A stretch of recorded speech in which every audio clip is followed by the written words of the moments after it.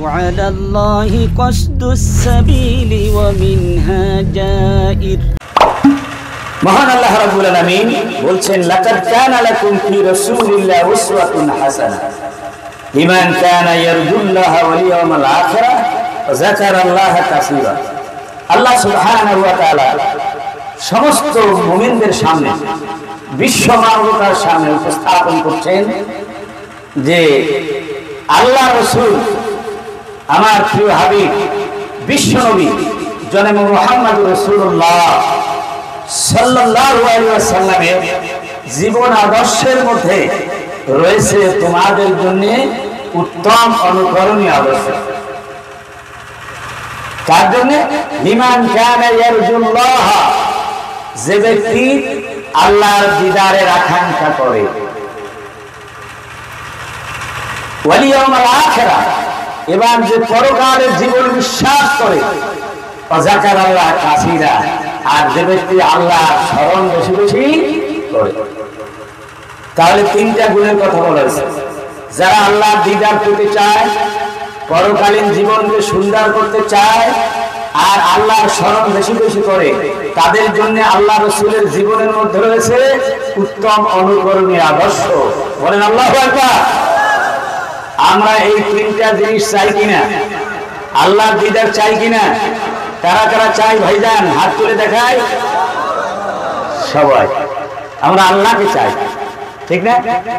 আল্লাহকে হুর গেলমান जितनी नियामत है तू सबसे बढ़कर नियामत दीदार तू। একজন ফার্সি কবি বলেছেন, বাংলা কবি না, ফার্সি কবি বলেছেন, জান্নাতের ভিতরে যত হুর গেলমান, যত নাজ নিয়ামত দেওয়া হবে জান্নাতি বান্দাদেরকে, তার মধ্যে সবচাইতে উত্তম শ্রেষ্ঠ নিয়ামত হলো আল্লাহর দিদার। সুবহানাল্লাহ। আমরা এই আল্লাহর দিদার চাই। আজকে এই ঘন্টার পর ঘন্টা এই শীতের রাত্রিতে, কনকনে শীতের রাত্রিতে আরামের গুহার করে তাফসীর মাহফিলে এসে বসে থাকার উদ্দেশ্যই হলো আল্লাহ রাব্বুল আলামিনকে পাওয়া। জোরে বলেন ঠিক কিনা? আর কোন উদ্দেশ্য আছে? যাওয়ার সময় কোন বিরিয়ানির পোটলা দিবে আপনাদেরকে? না না, কোরআন হাদিসের আলোচনা, শ্রেষ্ঠ বিরিয়ানি।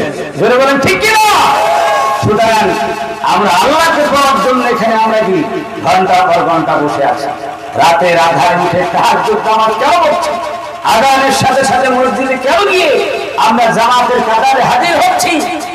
ধান ঝরানো পয়সা কষ্ট করে সম্পদ অর্জন করে পাই পাই হিসাব করে কেন যাতায়াত দেই?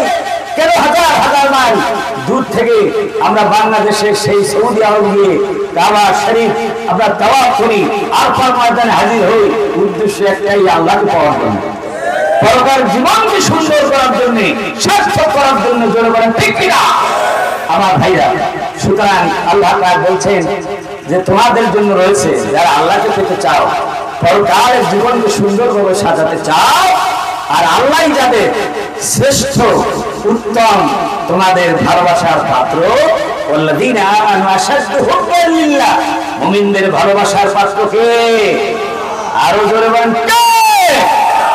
একমাত্র আল্লাহ প্রথম, তারপর রাসূল, জাগতিক মানুষের মধ্যে মা বাপ, ঠিক কিনা? এরপরে অন্যান্য আত্মীয় সাধারণ মানুষ। সে আল্লাহকে যারা বেশি বেশি স্মরণ করবে, তাদের জন্য রয়েছে রাসূলের জীবনে উত্তম আদর্শ।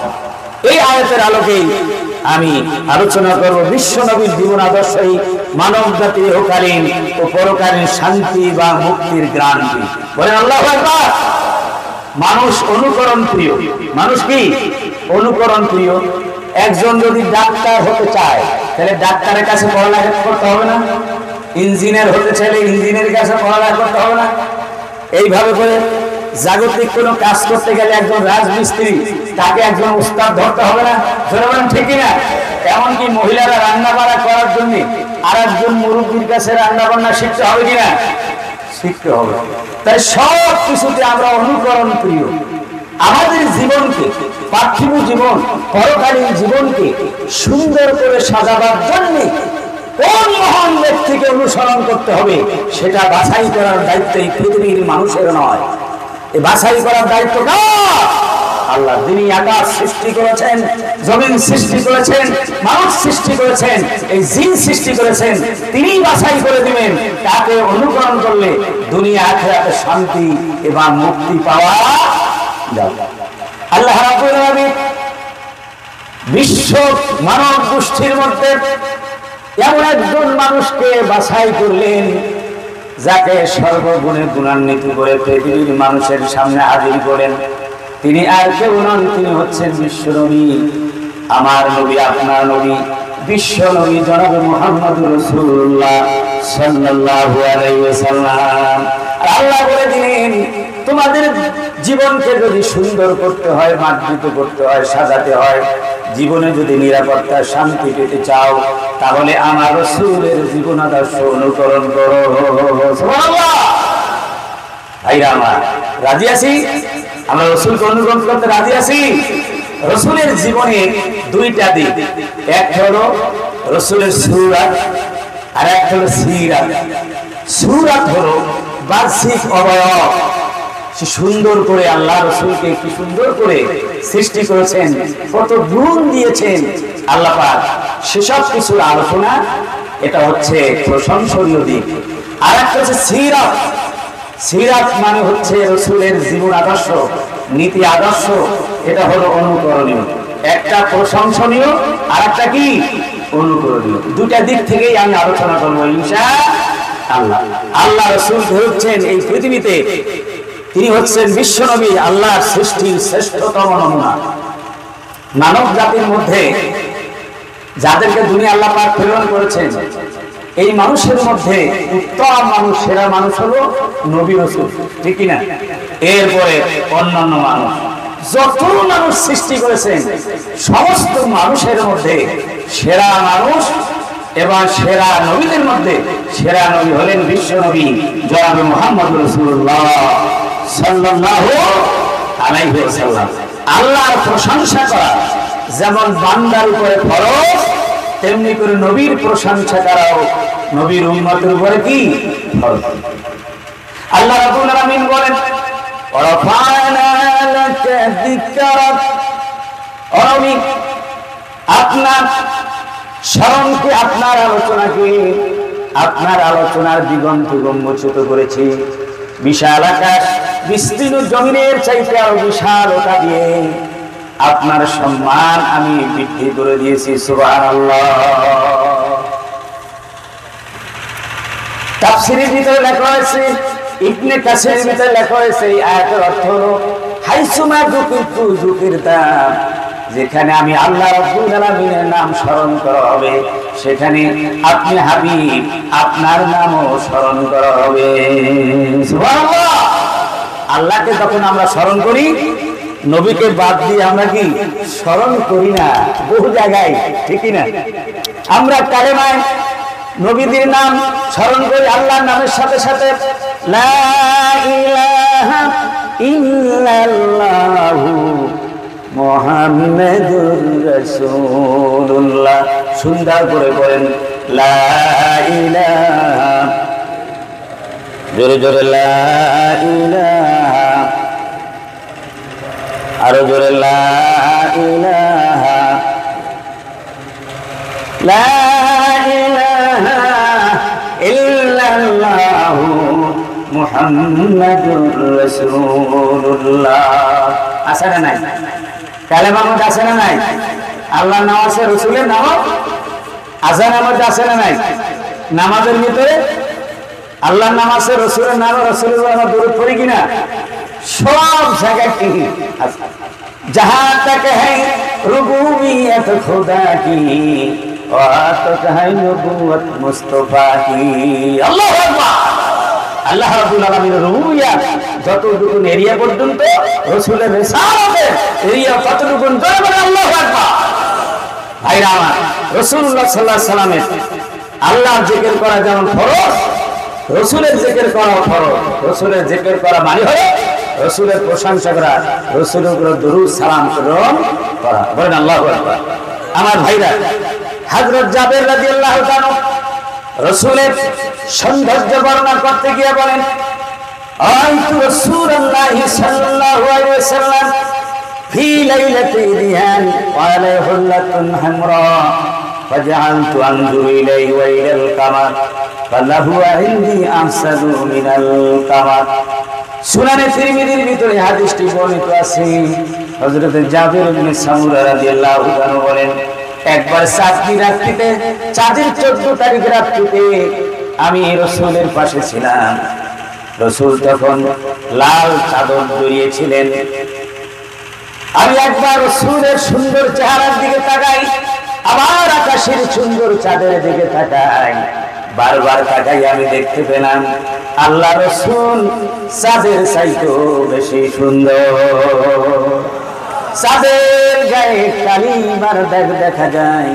নবীজির সুন্দর নূরানী চেহারার ভিতরে কোনো কালিমার দাগ দেখা যায় না আল্লাহু আকবার কারণ এই চাঁদ তোমার সূর্যকে যদি প্রশ্ন করা হয় এই চাঁদ সূর্য তোমরা এত সুন্দর আলো পেলে কোথায় বলবে যে আমরা নূরে মুহাম্মাদি সাল্লাল্লাহু আলাইহি ওয়াসাল্লাম থেকে এই আলো পেয়েছি গোটা বিশ্ব আলোকিত হয়েছে আল্লাহ রাসূলের আলো দিয়ে কোরআনের আলো দিয়ে জোরে বলেন ঠিক কি না আল্লাহ রাব্বুল আলামিন বলেন কদ জাআকুম মিনাল্লাহি নূরুন ওয়া কিতাবুম মুবিন আল্লাহ পাক বলেন আল্লাহর পক্ষ থেকে একটা নূর আসছে নূরে মুহাম্মাদি মুহাম্মদ সাল্লাল্লাহু আলাইহি সাল্লাম আর একটা নূর হলো কিতাবুম মুবিন আল কোরআন নূরের কিতাব এইজন্য আমি বলি কিতাবটা হলো নূরের আলোর কিতাব আর নবীজি হলেন আলোর নবী এই দুইটাই হলো আলো এইজন্য আমাদের এই স্লোগানটা ঠিক আছে আল কোরআনের আলো বলেন আল কোরআনের আল হাদিসে আল্লাহু আকবার ভাইরা আমার নবী করিম সাল্লাল্লাহু আলাইহি ওয়াসাল্লাম চাঁদের চাইতে সুন্দর বেশি ছিলেন মা আয়েশা সিদ্দিকা রাদিয়াল্লাহু তাআলা রাসূলের সৌন্দর্য বর্ণনা করতে গিয়ে বলেন একবার আমি ঘরের ভিতরে সেলাই কর্ম করতেছিলাম সেলাই করেন তো সুই দিয়ে ছোট্ট ছোট্ট সুই দিয়ে মা বোনেরা কাপড় চোপড় বিভিন্ন বিষয় দিয়ে যারা সেলাই করে হঠাৎ করে আমার হাত থেকে ছোট্ট সুষ্টি হারিয়ে যায় আর ঘরের থেকে আলো চলে যায় আলোবিহীন ঘরের ভিতরে আমি অনেক তালাশ করে ছোট্ট সুষ্টি আমি খুঁজে পেলাম না হঠাৎ করে নবীজি বাহির থেকে এসে আমার হুজরার ভিতরে যখন প্রবেশ করলেন নবীজি নূরে মুজাসসাম শরীর থেকে এমন ভাবে আলো বিচ্ছুরিত হচ্ছিল গোটা ঘর আলোকিত হয়ে গেল নবীজির নূরের আলোতে ওই ছোট্ট সুষ্টি আমি সহজে খুঁজে পেলাম রাসূলুল্লাহ সাল্লাল্লাহু আলাইহি ওয়াসাল্লাম এত সুন্দর ছিলেন এবং এত খুশবুওয়ালা ছিলেন রাসূল যে রাস্তা দিয়ে হেঁটে যেতেন সেই রাস্তা খুশবুতে আলোকিত হয়ে যেত সুবহানাল্লাহ সুগন্ধিতে ভরে যেত পরবর্তী পর্যায়ে রাসূলকে যদি কেউ তালাশ করতে সেই পথ ধরে হেঁটে যেত তিনি বলতে পারতেন যে রাসূল এই রাস্তা দিয়ে তিনি কিছুক্ষণ আগে হেঁটে গিয়েছেন সুবহানাল্লাহ আমার বন্ধুগণ এই জন্য সাহাবী কবিদের মধ্যে কিছু কিছু সাহাবীদের মধ্যে কিছু কিছু সাহাবী কবি ছিলেন কবি হাসান ইবনে সাবিত রাদিয়াল্লাহু তাআলা বলেছেন নবীজির শানে কবিতা লিখেছেন ওয়া হাসানু মিনকা লাম তারা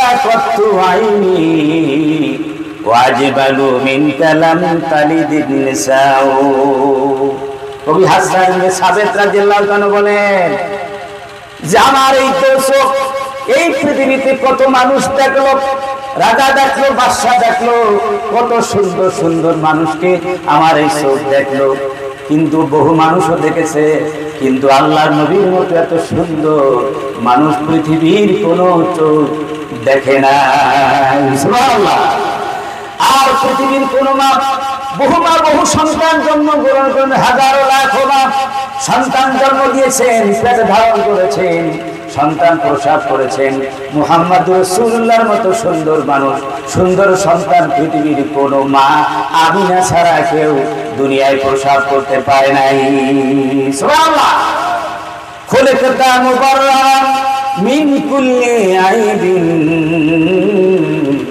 কান্নাকা খুলিকতা কামা তাশাউ হাসান ইবনে সাবিত রাদিয়াল্লাহু তাআলা বলেন, ওগো রাসূল, আপনার সৃষ্টিটা এমন, আপনার শরীরের ভিতরে কোন অঙ্গের ভিতরে এতটুকু কোন ত্রুটি নাই, সমস্ত ত্রুটি আয়াত মুক্ত করে আল্লাহ পাক আপনাকে সৃষ্টি করেছেন। বিষয়টা এমন যেমন আপনি নিজেই চেয়েছেন এইভাবে সৃষ্টি করতে, আর আল্লাহ সৃষ্টি করে দিয়েছেন। সুবহানাল্লাহ। মনে হয় যেন আপনি এইভাবে সৃষ্টি হতে চেয়েছেন আর আপনার বন্ধু আল্লাহ এইভাবে সৃষ্টি করে দিয়েছেন। জোরে বলেন আল্লাহু আকবার। ভাইরা আমার, আপনারা জানেন এই পৃথিবীর সবাই সুন্দর, ঠিক না? মানুষ সুন্দর, গাছ সুন্দর, বা সুন্দর, পানি সুন্দর, সবাই সুন্দর। এই পৃথিবীর অর্ধেক সুন্দর হযরতে ইউসুফ আলাইহিস সালাম, ঠিক কিনা বলেন? অর্ধেক সুন্দর কে? হযরতে ইউসুফ আলাইহিস সালাম। সারা পৃথিবীর সবাই হলো অর্ধেক, আর ইউসুফ আলাইহিস সালাম কি অর্ধেক। এই হিসাবের ভিতরে বিশ্ব নবী নাই। বলেন আল্লাহু আকবার। তাকে বাদ দিয়ে হিসাব করা হয়েছে। আপনারা জানেন হযরত ইউসুফ আলাইহিস সালামের সৌন্দর্য দেখে মিশরের বাদশা স্ত্রী জুলাইখা তার প্রেমে পড়ে গিয়েছিল। জোরে বলেন ঠিক কিনা? কোরআনুল কারীমে সূরা ইউসুফের ভিতরে আহসানুল কসাস, উত্তম ঘটনা বলে আল্লাহ রাব্বুল আলামিন সবিস্তারে বর্ণনা করেছেন। সুবহানাল্লাহ। এখন মিশরের প্রেসিডেন্টের স্ত্রী তার একজন কেনা গোলামের উপরে যদি আশিক হয়ে যায়, এটা বেমানা। ধরে বলেন ঠিক কিনা? পার্শ্ববর্তী যত মহিলারা ছিল বান্ধবী, তারা তাকে ভর্ৎসনা করতে লাগলো। কেমন একজন মহিলা, তার ব্যক্তিত্বহীন প্রেসিডেন্টের স্ত্রী হওয়ার পরে তার একজন কেনা ভৃত্য, একজন গোলাম, একজন দাসের প্রেমে পড়ো, তাকে ভালোবাসতো, এটা কেমন করে? এখন এর জবাবটা যদি সরাসরি দিয়ে দেয় তাহলে ভালোভাবে তারা গ্রহণ করবে না, সহজভাবে নিবে না। এই জন্য জুলাইখা একটা ব্যবস্থা করলেন। এটাও কোরআনের মধ্যে বিস্তারিত কি আছে, আয়াত করে বর্ণনা করা আমার সময় নেই আমার বন্ধুগণ। সুতরাং হযরত জুলাইখা তিনি কি করলেন? একটা নিমন্ত্রণের ব্যবস্থা করলেন। ব্যবস্থা করার পর ওই সবাইকে দাওয়াত দিলেন। দাওয়াত দেওয়ার পর প্রত্যেককে বললেন তাদের হাতে একটা একটা ছুরি দিয়ে, যে আমি যখন বলবো তখন তোমরা একটা একটা লেবু কাটবে, যতক্ষণ আমি বলবো না ততক্ষণ তোমরা কিছুই করবে না। এরপরে তাদের হাতে একটা ছুরি দিয়ে একটা লেবু ধরায় দিল, আর হযরত ইউসুফ আলাইহিস সালামকে ভিতর থেকে তাদের সামনে যখন এনে হাজির করলেন, এবারে অর্ডার করলেন যে তোমরা লেবু কাটো। ছুরি দিয়ে কি কাটো? লেবু কাটো। কিন্তু তারা লেবু কাটলো ঠিক, কাটতে কাটতে আঙ্গুল কেটে রক্ত বেরিয়ে গেল ফিনকি দিয়ে, কিন্তু তারা বলতে পারলো না। বলেন আল্লাহু আকবার। হযরত জুলাইখা বলেন, আমার বান্ধবীরা, তোমরা এক মুহূর্ত দেখে নিজেদের ভিতরে হারিয়ে ফেললে, নিজেরা তোমাদেরকে বললাম লেবু কাটতে, আর লেবু কাটার পরিবর্তে আঙ্গুল কেটে ফেললে, এটা কেমন কথা? তারা কি বললো? তাদের ভাষাটা কোরআনে নকল করে আল্লাহ রাব্বুল আলামিন বলছেন সূরা ইউসুফের 31 নম্বর আয়াতে, ফালাম্মা রাআইনাহু আকবারনাহু ওয়া কাত্তানা আইদিয়াহুন্না ওয়া কুলনা হাশা লিল্লাহি মা হাযা বাশারা ইন হাযা ইল্লা মালাকুন কারীম। যখন হযরত ইউসুফ আলাইহিস সালামকে ওই মহিলাগুলি দেখলো, তখন তারা বড় আশ্চর্য হয়ে নিজেরা নিজেদের ভিতরে হারিয়ে গেল, আর একটা বড় কিছু মনে করলো, সাধারণ কিছু মানুষ মনে করলো না। তারা বলল, আল্লাহর কসম করে বলি, এটা তো কোন মানুষ নয়, এটা হচ্ছে আল্লাহর একজন সম্মানিত ফেরেশতা। আল্লাহু আকবার। মানুষ না ফেরেশতা? ইউসুফ আলাইহিস সালাম মানুষ না ফেরেশতা? মানুষ। মানুষ ফেরেশতার চাইতে অনেক সুন্দর। লাকাদ খালাকনাল ইনসান ফি আহসানি তাকওয়িম, আল্লাহ পাক কোরআনে বর্ণনা করে দিয়েছেন। সুতরাং এই কথা হযরত আয়েশা রাদিয়াল্লাহু তাআলা শুনে বলছেন, ও মহিলারা, তোমরা ইউসুফের সৌন্দর্য দেখে হাত কাটছো, আঙ্গুল কাটছো, রক্ত বের করে দিয়েছো। আল্লাহর হাবিব, আমার প্রিয়তম স্বামী মুহাম্মদ সাল্লাল্লাহু আলাইহি সাল্লামের সৌন্দর্য তোমরা দেখতে পাও নাই। তোমরা যদি দেখতে পেতে তাহলে তোমাদের হাত নয়, তোমাদের কলিজা কেটে তাকে উপহার দিতে। জোরে বলেন আল্লাহু আকবার। সাহাবে کرام রাসূলের আহ্বানে সাড়া দিয়ে তারা যুদ্ধের ময়দানে গিয়ে কেউ স্বামী হারিয়েছে, কেউ বাপ হারিয়েছে, কেউ সন্তান হারিয়েছে, কেউ এভাবে করে জীবন দিয়েছে। জোরে বলে ঠিক কিনা? আমার বন্ধুগণ, রাসূলুল্লাহ সাল্লাল্লাহু আলাইহি ওয়াসাল্লাম এমন সুন্দর ছিলেন। এই জন্য এক কবি বলেন, আসে খুবা হামাদার তু তনহাদারি, সবে মিলে পেছে যা তুমি একা পেছোদা। মানব দানব কুল কায়নাত সমস্ত নবী রাসূলগণ যত নিয়ামত পেয়েছে আল্লাহর পক্ষ থেকে, যা কিছু পেয়েছেন, আর তুমি একা তার চাইতে বেশি পেয়েছো। সুবহানাল্লাহ। তাই তুমি বিশ্ব নবী, আল্লাহর হাবিব, রাহমাতাল লিল আলামিন, শাফিউল লিল মুযনিবিন, জনাব মুহাম্মদ রাসূলুল্লাহ সাল্লাল্লাহু আলাইহি ওয়াসাল্লাম। আল্লাহু আকবার। ভাইরা আমার, রাসূলুল্লাহ সাল্লাল্লাহু আলাইহি ওয়াসাল্লামকে যেভাবে বাহ্যিক সৌন্দর্য দেওয়া হয়েছে, তেমনি করে তাকে আর্থিক সৌন্দর্য দেওয়া হয়েছে, সেইটারও বেশি। ভাইরা আমার, এই জন্য আল্লাহ রাব্বুল আলামিন কুরআনুল কারীমে নবী করিম সাল্লাল্লাহু আলাইহি ওয়াসাল্লামের চরিত্রের সাথে যুক্ত দিয়ে বলেছেন, ওয়া ইন্নাকা লাআলা খুলুকিন আযীম। পড়েন আমার সাথে, ওয়া ইন্নাকা লাআলা খুলুকিন আযীম। হে নবী, আপনি মহান চরিত্রের উপরে অধিষ্ঠিত আছেন। সুবহানাল্লাহ। কে বলছেন? বলেন না, সার্টিফিকেট কে দিয়েছে? দুনিয়ায় সার্টিফিকেট দেয় তথাকথিত মেম্বার, চেয়ারম্যান, এমপি, মন্ত্রীরা, যাদের অনেকের চরিত্রে বালাই নাই। ঠিক না? ভালোভাবে নামাজও পড়ে না। ঠিক না? নামাজ পড়ে অনেক এমপি, অনেক ইল্লা মাশাআল্লাহ, সব চেয়ারম্যান মেম্বাররা কি নামাজ পড়ে না? সব এমপিরা নামাজ পড়ে না।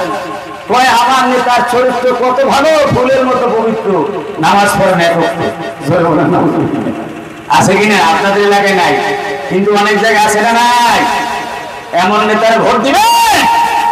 আমার বন্ধুগণ, যারা নামাজ পড়ে না, যারা রোজা রাখে না, আল্লাহর পথে দাওয়াত দেয় না, যারা কোরআনী শাসন ব্যবস্থা চায় না, এমন লোককে ভোট দিবেন। আপনারা দিবেন?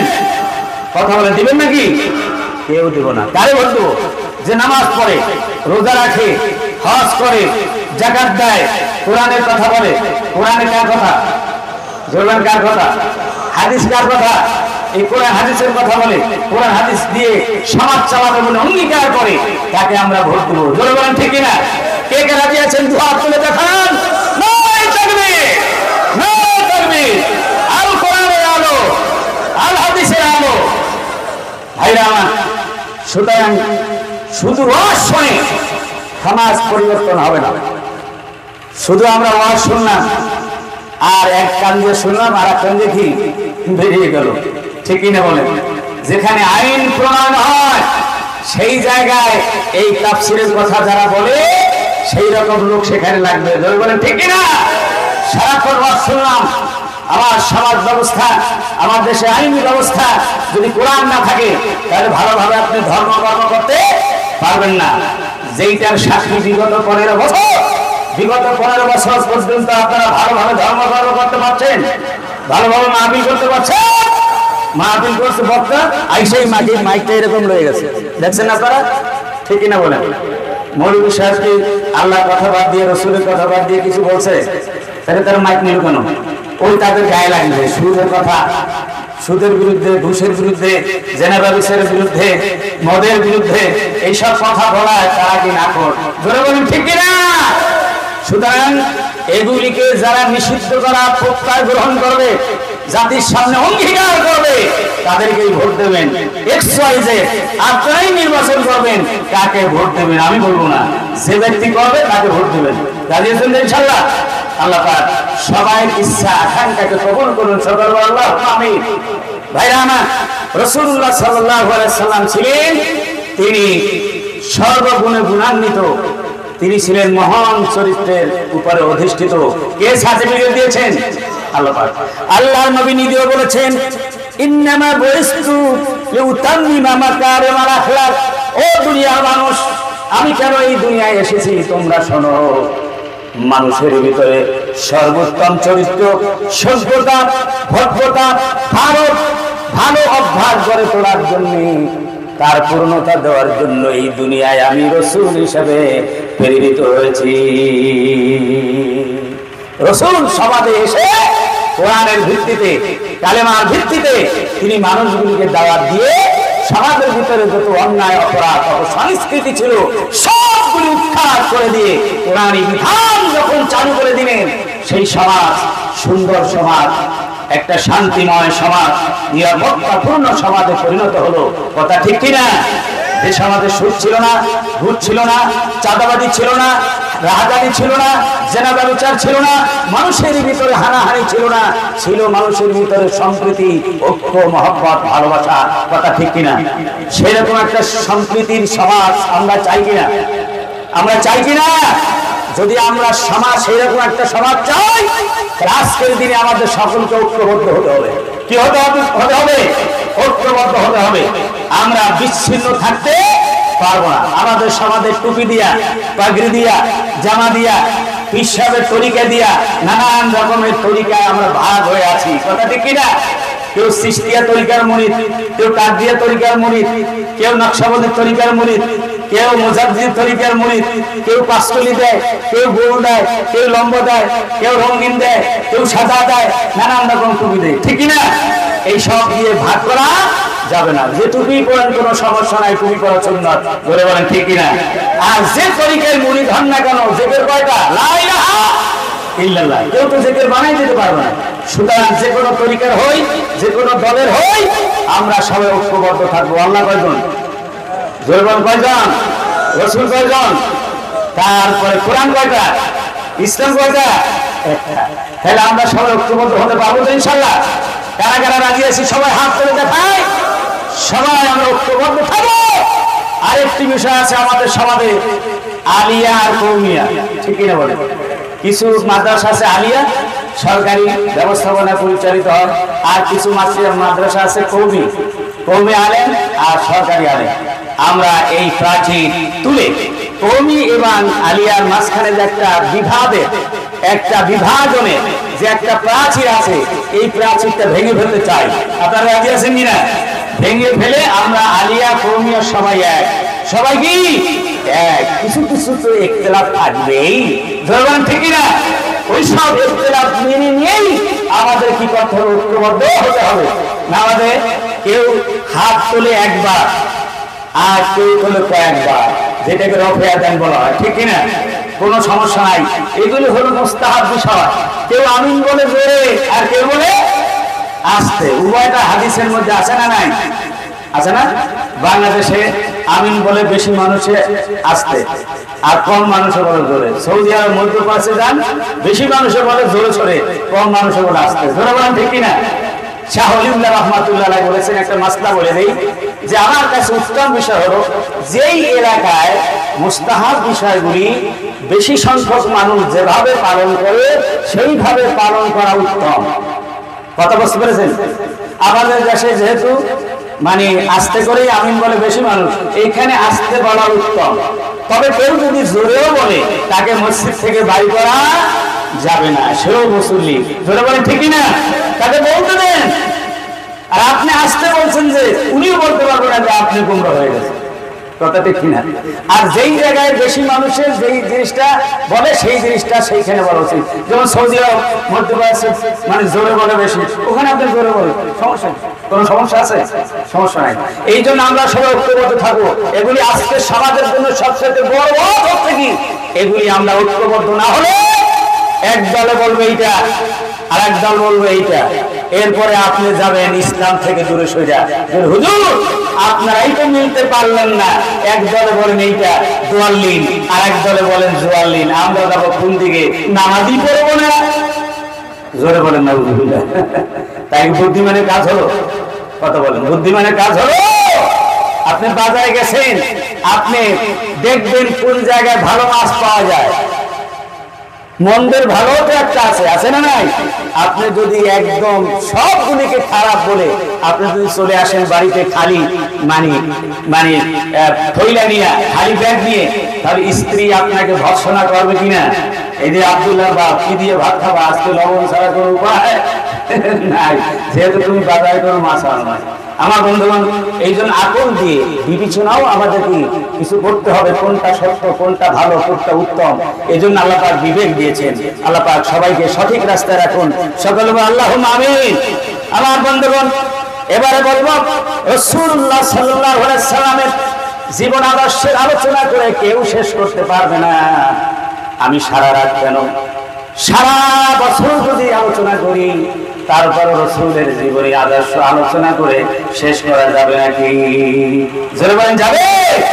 আল্লাহ রাব্বুল আলামিন বলেন, কুল্লাম কানাল বাহরু মিদাদান লিকালিমাতি রাব্বি লানাফিদাল বাহরু ক্বাবলা আন তানফাদা কালিমাতু রাব্বি ওয়ালাউ জি'না বিমিথলিহি মাদাদা। আল্লাহ রাব্বুল আলামিন বলেন, নবী হে, আপনি বলে দেন, এই সাগর, পৃথিবীর সাগর পরিমাণ যদি কালি হয়ে যায়, আর ওই কালি দিয়া যদি কোরআনের ব্যাখ্যা লেখা শুরু হয়, কালি শেষ হয়ে যাবে, কিন্তু কোরআনের ব্যাখ্যা লিখে শেষ করতে পারবে না। বলেন আল্লাহু আকবার। ভাইরা আমার, পবিত্র কোরআন হলো থিওরিক্যাল কোরআন, আর এই থিওরিক্যাল কোরআনকে রাসূলের 23 বছর রিসালাতের জিন্দেগিতে তিনি বাস্তব জীবনে রূপায়িত করেছেন। তিনি হলেন প্র্যাকটিক্যাল কোরআন।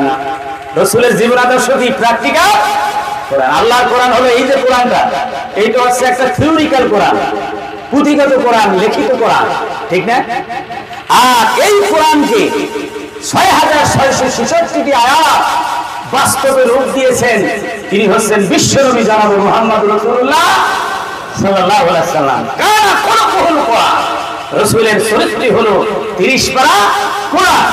সুতরাং লিপিবদ্ধ কোরআনের প্রশংসা করে ব্যাখ্যা লিখে যেমন শেষ করা যাবে না, তেমনি করে প্র্যাকটিক্যাল কোরআনের বিশদ বর্ণনা করে আমরা শেষ করতে পারবো না। এজন্য বঙ্গোপসাগরের পাশ দাঁড়াইয়া, বঙ্গোপসাগরের কিনারে দাঁড়াইয়া কেউ যদি একটা চায়ের চামচ দিয়ে বঙ্গোপসাগরের পানি পরিমাপ করতে চায়, এটা কি সম্ভব হবে নাকি? জোরে বলে, সম্ভব হবে? হবে না। বিশ্বনবী জনাব মুহাম্মদ রাসূলুল্লাহ সাল্লাল্লাহু আলাইহি ওয়াসাল্লাম বঙ্গোপসাগর কেন, প্রশান্ত মহাসাগর, পৃথিবীর সমস্ত সাগর মহাসাগর চাইতে আরো গভীর, বিশাল আকাশের চাইতে বিশাল, বিস্তীর্ণ জমিনের চাইতে আরো বিস্তীর্ণ, এত বিশালত্ব তার জীবনী আলোচনা করে কোনো মানুষ শেষ করতে পারবে না। সুবহানাল্লাহ। তবে কিছু তো আলোচনা করতেই হবে, আর যতটুকু প্রয়োজন সেই পর্যন্ত আমাদের আলোচনায় আসে সংক্ষিপ্তভাবে। সকলে বলে আল্লাহুম্মা আমিন। নবী করিম সাল্লাল্লাহু আলাইহি ওয়াসাল্লামের জীবনের বিভিন্ন দিকের উপরে আমরা আলোচনা করছি। আল্লাহর নবী দাওয়াত ও তাবলীগ করতেন, মানুষের সামনে যখন আলোচনা করতেন দাওয়াত দিনের, তিনি অত্যন্ত হিকমতপূর্ণ ভাবে তিনি দাওয়াত দিতেন, সুন্দর ভাষা দিয়ে দাওয়াত দিতেন। দাওয়াত দেওয়ার সাথে সাথে মানুষ তা কবুল করত। সুবহানাল্লাহ। আল্লাহ রাব্বুল আলামিন বলেন, উদু ইলা সাবিলি রাব্বিকা বিল হিকমাতি ওয়াল মাউইযাতিল হাসানা। আল্লাহ রাব্বুল আলামিন বলেন, নবী হে, আপনি দাওয়াত দিবেন আল্লাহর রাস্তায়, আপনার রবের রাস্তায়, হিকমতের মাধ্যমে আর সুন্দর ভাষা বিনিময়। সুবহানাল্লাহ। সুন্দর ভাষা দিয়ে, রাসূলের মতো এত সুন্দর ভাষা আর কারো ছিল? জোরে বলেন, ছিল? রাসূলের জবান দিয়ে মধু পড়ত। সুবহানাল্লাহ। এই জন্য মধুমক্ষিকার মতো চতুর্দিক থেকে অখারা লোকগুলি রাসূলের পাশে এসে হাজির হয়ে যেত, তার থেকে হেদায়েতের মধু আরোহণ করত। জোরে বলেন আল্লাহু আকবার। একটা ঘটনা শোনাই হাদিস থেকে। ইন্না ফাতান শাব্বান আতান নবী সাল্লাল্লাহু আলাইহি ওয়াসাল্লাম, একজন যুবক ব্যক্তি যে পাপাচারে লিপ্ত ছিল। দুনিয়ার এমন কোনো পাপ নাই, এমন কোনো গুনাহ নাই যেই পাপ সে করে নাই, যে গুনাহ সে করে নাই। এবারে সে ভালো হওয়ার জন্য রাসূলুল্লাহ সাল্লাল্লাহু আলাইহি ওয়াসাল্লামের দরবারে আসলেন। এসে বললেন, ইয়া রাসূলুল্লাহ ইদাল্লি বিজিনা ফাকবালাল কওম ফাজাজারু ওয়া ক্বালু মা। ওই ব্যক্তি বললেন, ইয়া রাসূলুল্লাহ আমি দুনিয়ায় এমন কোনো পাপ নাই যা করি নাই, কিন্তু আমি এখন ভালো হওয়ার জন্য এসেছি, আমাকে ভালো হওয়ার পরামর্শ দেন। তবে একটা সত্য হলো যে আপনি আমাকে একটা জিনিস থেকে বিরত রাখতে পারবেন না, একটা জিনিসের অনুমতি দিতে হবে। সেটা কি? সেটা হলো আমার গার্লফ্রেন্ডের সাথে সম্পর্ক রাখতে হবে, আমার জেনা ব্যভিচারে লিপ্ত হই, জেনার অনুমতি দিতে হবে। বলে নাউজুবিল্লাহ, জোরে বলে নাউজুবিল্লাহ। এই কথা শুনতে তো কেমন লাগে, জোরে বলে ঠিক না? উপস্থিত সাহাবে কেরাম রাগ হয়ে গেলেন, তারা সবাই দাঁড়িয়ে গেল, তাকে ভর্ৎসনা দিল আর তাকে ধমক দিল, এজন্য তাকে মার মেরে ফেলবে। এই বেটা থাম, থাম, কি বলছো নবীর সামনে বেয়াদবি করতেছ? সবাই বলে থাম, তোর মেরে বলো। আর নবী কি বলেন? নবীজি বললেন, উদনুহু, এই যুবকটাকে আমার কাছে নিয়ে আসো। কাছে ডেকে তার মাথায় হাত বুলালেন, পিঠে হাত বুলালেন, আর একটা একটা করে তার কাছে প্রস্তাব দিলেন, ও যুবক রে, তুমি যে কাজটি করতে চাও সেই কাজটি কোনো না কোনো নারীর উপরে তো করবে। বলে হ্যাঁ। তাহলে তুমি কি এটা বিশ্বাস করো তোমার মা এই কাজটি করুক, তোমার মায়ের সাথে কোনো যুবক এই কাজটি করুক, এটা কি চাও নাকি? না, এটা সম্ভব না। তোমার মেয়ের সাথে কেউ করুক, সেটা কি তুমি চাও? তাও না। তাহলে তোমার চাচির সাথে কেউ করুক, তোমার ফুপুর সাথে, তোমার খালার সাথে, কোনোটার সাথে রাজি হলো না। আরো বলল, দুনিয়ার কোন মানুষ এমন আত্মীয়র সাথে এইরকম খারাপ কাজ করে নাকি? বলেন নাউজুবিল্লাহ। আল্লাহ নবী তার মাথায় হাত বুলালেন, পিঠে হাত বুলালেন, আর সুন্দর করে বললেন, যুবক, যখন তুমি তোমার কোন আত্মীয়ের উপরে কেউ এমন একটি খারাপ কাজে লিপ্ত তুমি চাও না, তাহলে অন্যদের, অন্য ভাইয়ের মায়ের সাথে, বোনের সাথে, তার কোনো খালার সাথে, কুকুর সাথে তুমি এমন একটি কাজ করতে চাও, এটা মানবিক কাজ নয়, এটা মনুষ্যত্ববোধের কাজ নয়, এটা ঘৃণিত কাজ। তুমি এই কাজ থেকে বিরত থাকো। সাথে সাথে ওই যুবকের মন পরিবর্তন হয়ে গেল, আর সে তওবা নসিহা করলো। আর নবীজি তার জন্য দোয়া করলেন, আল্লাহুম্মা গফির যামবাহু ওয়া তাহহির কলবাহু ওয়া হাসিন ফারজাহু। আল্লাহ গো, এই যুবকের সমস্ত পিছনের জিনা ব্যভিচার সহ সমস্ত পিছনের গুনাহ তুমি মাফ করে দাও, আর তার অন্তরটাকে তুমি পবিত্র করে দাও, আর তার লজ্জাস্থানকে হেফাজত করো। নবীর দোয়া কবুল হয়ে গেল। এরপর জীবনে আর কখনো এমন খারাপ কাজের দিকে সে কখনো ফিরেও তাকায় নাই। ভাইরা আমার, আমাদের সমাজেও এইরকম অনেক যুবক মানুষ, খারাপ মানুষ আছে কিনা? জোরে বলে আছে কিনা? যদি তাকে আপনি একজন মদ খোরকে বলেন, একজন বেনামাজিকে বলেন, এই বেনামাজি, তোর জন্য কোনো বেহেশত নাই, তোর জন্য জাহান্নাম। মদ খোরকে যদি বলেন ধমক দিয়ে, তাহলে আপনার তো কথা শুনবে না। কথা শুনবে? জোরে বলে শুনবে। নবী করিম সাল্লাল্লাহু আলাইহি ওয়াসাল্লাম মতো তাদেরকে আমাদের বুঝাইতে হবে যে ভাই, বন্ধু এই কাজগুলি করে নামাজ পড়ে না, তার মাথায় হাত বুলে, পিঠে হাত বুলাইয়া তাকে নামাজ পড়তে বলেন, দাওয়াত দেন। একদিন আসবে, আর একদিন আসবে না, একত্র করবে, আর একত্র করবে না। এইভাবে পড়তে পড়তে একদিন দেখবেন যে 5 ওয়াক্ত নামাজ জামাতের সাথে সে আপনার আমার থেকে ভালো মুসল্লি হয়ে যেতে পারে। জোরে বলেন ঠিক কিনা?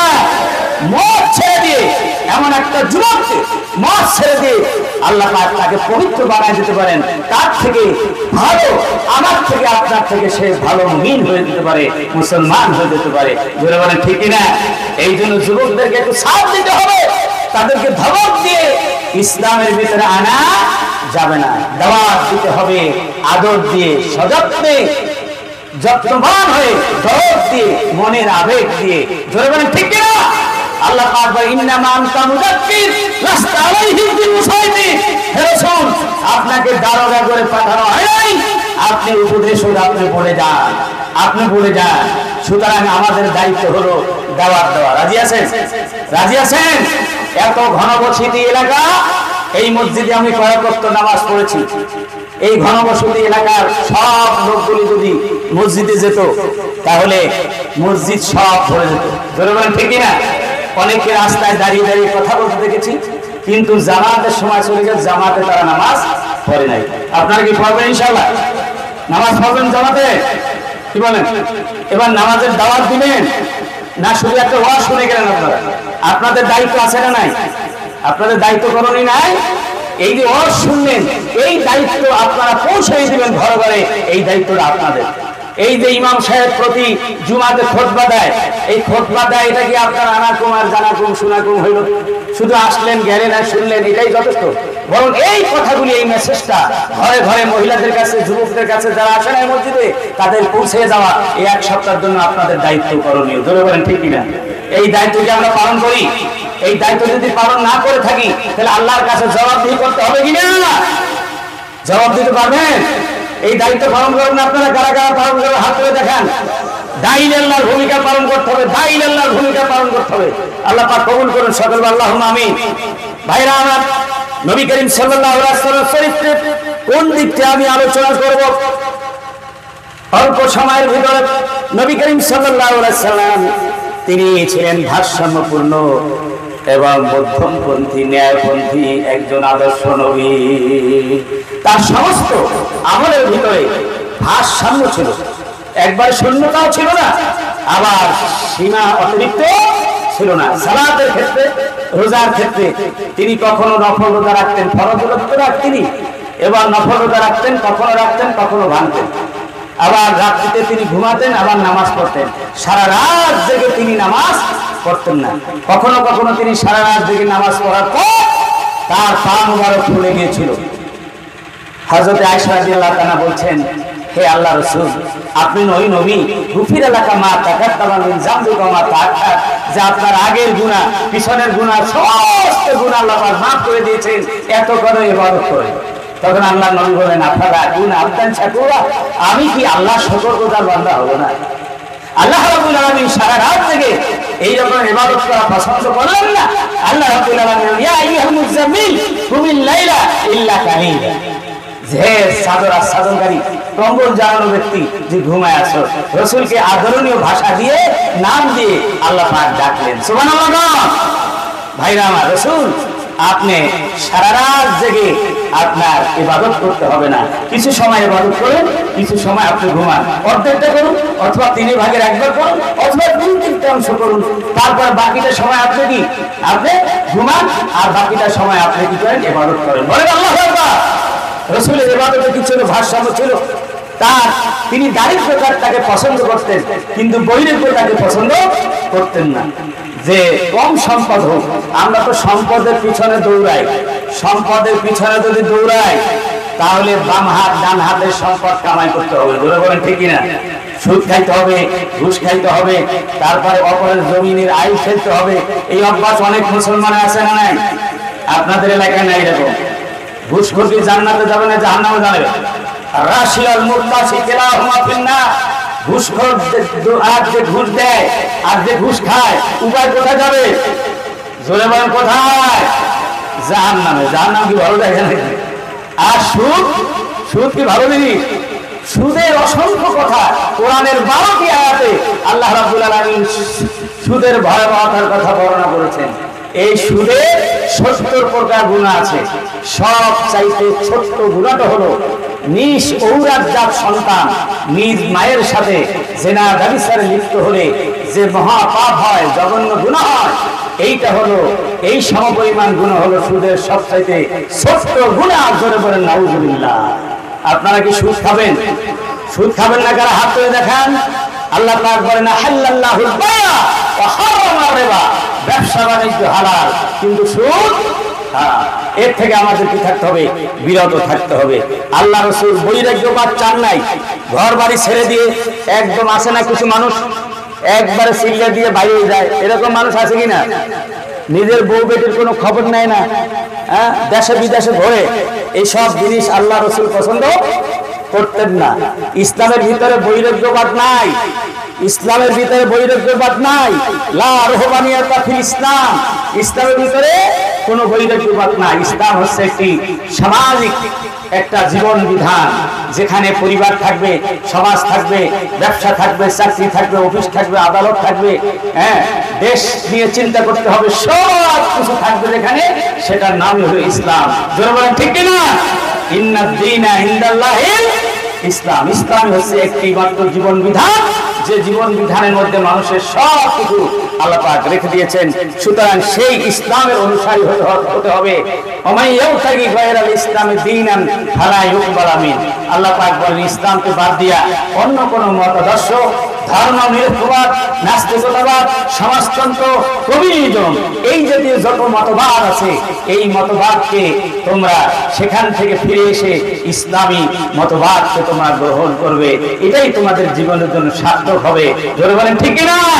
সুতরাং সব মতবাদ বাদ, ইসলাম জিন্দাবাদ। জোরে বলেন ঠিক কিনা? ইসলাম কি জিন্দাবাদ। এই স্লোগান দিতে পারবেন ইনশাআল্লাহ? এই ইসলাম হচ্ছে কি জিন্দাবাদ।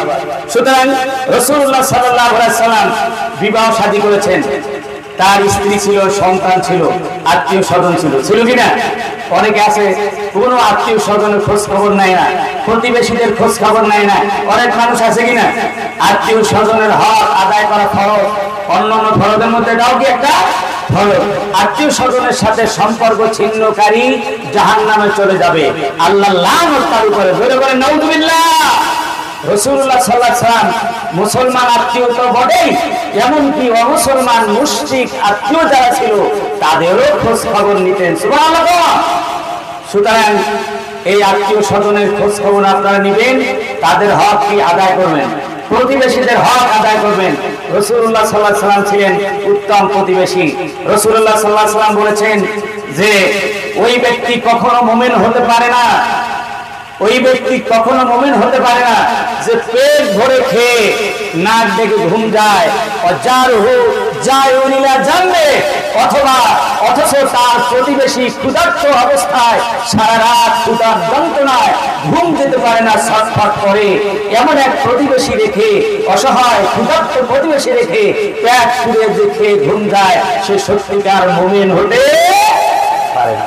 তাহলে আল্লাহ রাসূলের সমাজ ব্যবস্থার ভিতরে অভাবী, দুঃখ, দুস্থ মানুষের খোঁজ খবর নেওয়ার ব্যবস্থা আছে না নাই? জরুরি আছে না নাই? সুতরাং সামাজিক এই দায়িত্ব আপনাকে পালন করতে হবে, প্রতিবেশীদের হক আদায় করতে হবে। নবীজি কত সুন্দর করে বলেছেন হাদিস শরীফের ভিতরে, ও আমার সাহাবীরা, তোমরা যখন পাক করো, তোমাদের স্ত্রী যখন পাক করে, তরকারির ভিতরে একটু ঝোল বেশি দিও, পানি বেশি দিও, যাতে ঝোল বেশি হয়। কারণ তরকারি পরিমাণ বেশি হলে তোমার প্রতিবেশীর ঘরেও তুমি এক অংশ দিতে পারবে। সুবহানাল্লাহ। এমন দরদি নেতা, এমন দরদি রাসূল এই পৃথিবীতে মানে আর আমরা পাবো? জোরে বলেন পাবো? এরকম দরদি নেতা আছে আমাদের দেশে, বহু নেতা আছে শ্রমিক আন্দোলন করে, শ্রমিকদের নিয়ে রাজনীতি করে, কিন্তু শ্রমিকদের অধিকার প্রতিষ্ঠিত করে না। ঈদের সময় আসলে তারা বোনাস দেওয়ার ভয়ে তারা পালিয়ে বেড়ায়, মোবাইল নাম্বার বন্ধ করে দেয়, মোবাইল দিয়ে তাদেরকে খুঁজে পাওয়া যায় না। বাংলাদেশে এমন অনেক গার্মেন্টসের মালিক আছে না নাই? জোরে আছে না নাই? কিন্তু রাসূলুল্লাহ সাল্লাল্লাহু আলাইহি সাল্লাম কেমন নেতা ছিলেন? রাসূলুল্লাহ সাল্লাল্লাহু আলাইহি সাল্লাম তিনি শ্রমিকের ভূমিকা অবতীর্ণ হয়ে শ্রমিকদের জন্য তিনি কি করেছেন? মানে শ্রমের সম্মান দিয়েছেন, মর্যাদা দিয়েছেন। তিনি ইহুদির বাগানে পানি দিয়ে তিনি পয়সা উপার্জন করে তা দিয়ে তিনি জীবিকা নির্বাহ করেছেন। কেমন শ্রমের ভূমিকা দিয়েছেন, খেটে খাওয়া মানুষের পাশে দাঁড়িয়েছেন। সুতরাং ছোট্ট ব্যবসা করা, ঠেলাওয়ালা, রিক্সাওয়ালা ভাইয়েরা ছোট্ট ছোট্ট ব্যবসা করেন, কৃষি কাজ করেন, মন খাটো করার কিছু নাই। আপনার দলে, আমার দলে বিশ্বনবী রাহমাতাল লিল আলামিন আছেন। আল্লাহু আকবার। আমি আজ এখানে এসে কুষ্টিয়া ইসলামী বিশ্ববিদ্যালয়ে দেখতে গিয়েছিলাম আপনাদের গ্রামের পথ দিয়ে। তো সেখানে চতুর্দিকে দেখলাম কি সুন্দর সুন্দর আপনাদের কৃষিজাত দ্রব্য, ভুট্টার চাষ, তারপরে সরিষার চাষ, তারপরে পানের চাষ, যে মানুষের নিত্য প্রয়োজনীয় যে বিষয়গুলি আপনারা চাষাবাদ করতেছেন, অনেক উত্তম কাজ করতেছেন। আপনারা নিজেদের হাতে অর্জন করে আপনারা খাবার জোগাড় করতেছেন। এর চাইতে আর শ্রেষ্ঠ উপার্জন কিছু হতে পারে না। আল্লাহ রাসূল বলছেন, আল্লাহ নবী দাউদ আলাইহিস সালাম তিনি কর্মকারের ভূমিকায় ছিলেন, তিনি হাত দিয়ে কামাই করে যেতেন। সুবহানাল্লাহ। আল্লাহ রাসূল বলেন আল কাসিবু হাবিবুল্লাহ, যে হাতে কামাই করে খায়, উপার্জন করে খায়, সে হলো কি আল্লাহর বন্ধু। সুবহানাল্লাহ। আপনারা সবাই আল্লাহর বন্ধু, খুশি না বাজা? জোরে বলেন আলহামদুলিল্লাহ। যে কাজ করবে সৎ পথে সে আল্লাহর বন্ধু হতে কি পারবে।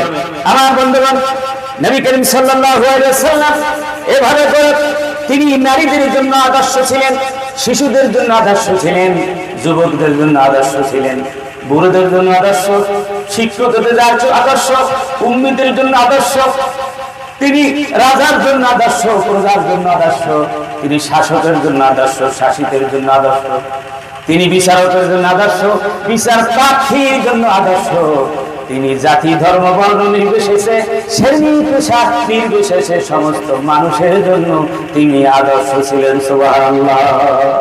তার এই কথাগুলি জানতে হলে আমাদেরকে কিছু পড়াশোনা করতে হবে। ধরে বলেন ঠিক কিনা? 1 ঘন্টা 1.5 ঘন্টার ওয়াজ দিয়া আপনি কোনটা শিখতে পারবেন? কি জানতে পারবেন? ঠিক কিনা? কোন দিকে আমরা বলতে পারবো? এই ওয়াজ দিয়ে মানুষের ঈমান তাজা হয়, মানুষের ঈমান পড়ালেখার জন্য মানুষ উদ্বুদ্ধ হয়। শুধু এখান থেকে সব ইসলাম শিখা কিনা সম্ভব নয়।